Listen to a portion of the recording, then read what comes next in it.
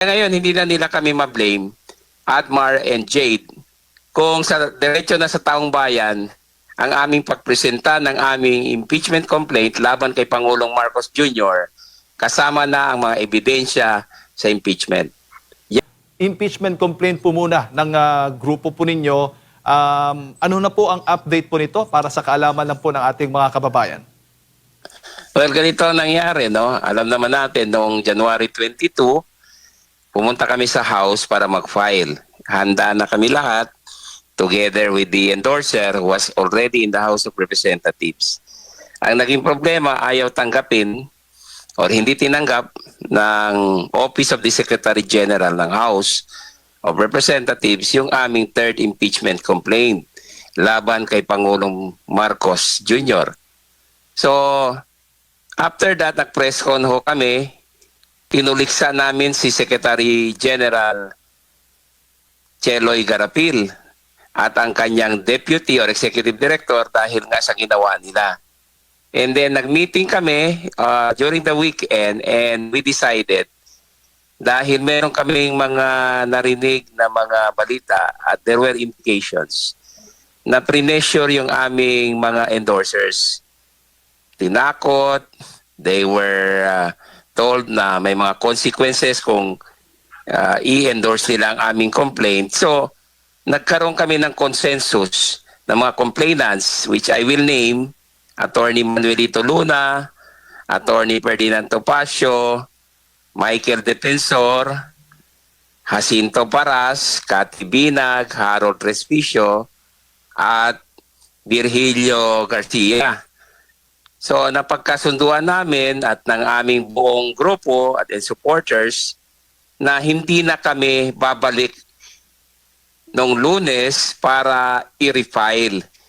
Kasi para sa amin isang malaking insulto sa taong bayan at isang paglabag sa konstitusyon ang hindi pagtanggap ng House of Representatives, Office of the Secretary General noong Thursday, January 22, 2026 ang aming third impeachment complaint.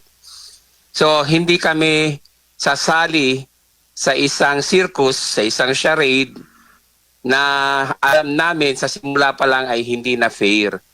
Kasi kung hindi nila ginawa yan sa amin, sana naniniwala kami sa proseso ng impeachment at fairness nito sa House of Representatives. So ang ginawa ko at ng grupo namin, prinisenta na namin yung aming kaso sa taong bayan na diretso.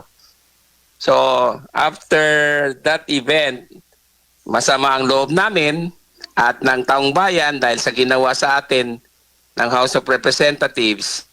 Kaya ngayon, hindi na nila kami ma-blame, Atmar and Jade, kung sa diretso na sa taong bayan ang aming pagpresenta ng aming impeachment complaint laban kay Pangulong Marcos Jr., kasama na ang mga ebidensya sa impeachment. Yan po ang update dyan. At meron kaming statement na nilabas sa media kahapon.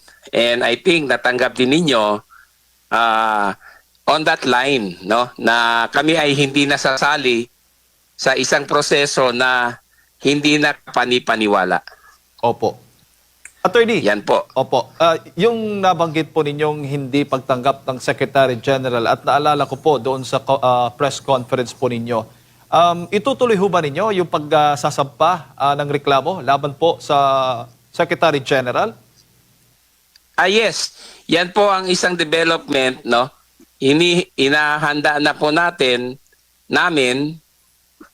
the Attorney Topacio, yung complaint. Kasi ang other consensus ng grupo ay sampahan ng kaso si Secretary Cheloy Garapil at ang ibang opisyal ng Office of the Secretary General. Kasi ang paglabag nila ay hindi ordinaryo. Isang paglabag yon sa ating konstitusyon. And there were acts that were considered either grave or criminal and administrative, like grave misconduct.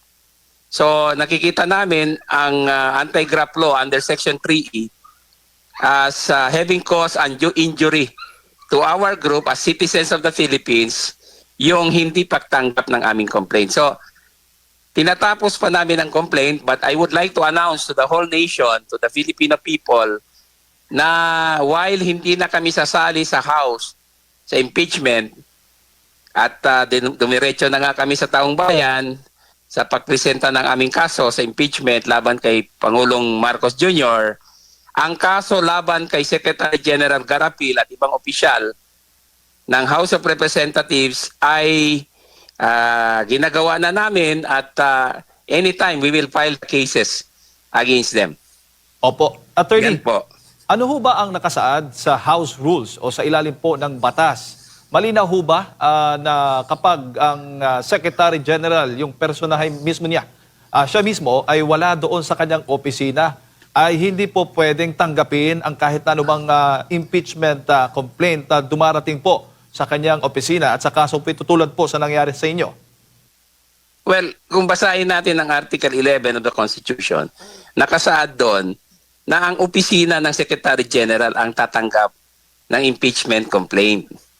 So hindi naman nakasaad doon na necessarily ang Secretary General mismo, si Cheloy Garapil, ang tatanggap. So in her absence, automatic na yung next in line, yung Executive Director or Deputy ba, ang tatanggap na nandun naman. So the office itself is discharged with that responsibility. Ang problema, ni isa sa kanila ayaw tanggapin kasi wala daw sila instructions coming from Cheloy at marami pang dahilan. So sa amin ay isang paglabag yon.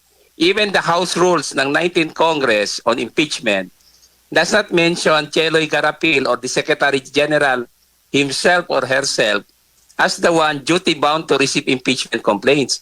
Ang sinasabi doon, Office of the Secretary General. Kaya wala pong rason kung bakit hindi nila tanggapin yung aming third impeachment complaint when we were there last January 22, 2026. Meron ho bang exemption ang Kamara po doon? May bago ho ba silang mga rules o polisiya pagdating po dyan, attorney? Kaya ganun po kalakas ng loob ang Kamara, lalo na yung opisina ng Secretary General, na wala po silang nilalabag na batas patungkol po doon sa kaso po ninyo? Wala naman, kasi yung kanilang rules of the 19th Congress, ganun pa rin eh. Yun pa rin ang in-apply nila dito sa dalawang impeachment complaints na ni-refer sa Committee on Justice. So walang pagbabago.